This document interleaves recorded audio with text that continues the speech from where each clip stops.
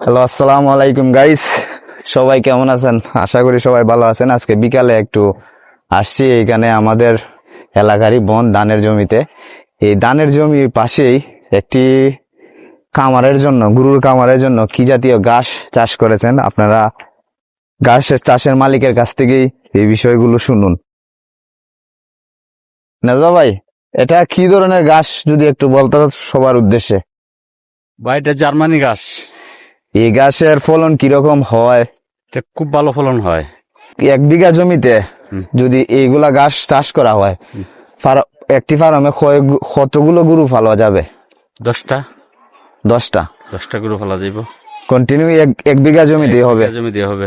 এবং এটার ফলন কেমন হয়? সার সুর কেমন লাগে? যদি সার দেওয়া লাগে, প্রতি একবার খাইটিয়া আর একবার সার দেওয়া লাগে। সবাইকে অসংখ্য ধন্যবাদ। যদি আপনারা আরো কোনো প্রশ্ন থাকে এই গাছ সম্পর্কে জানতে, আমাদেরকে কমেন্টে জানাবেন। আপনাদের জন্য সামনে ভিডিও নিয়ে আসবো। আসসালামু আলাইকুম।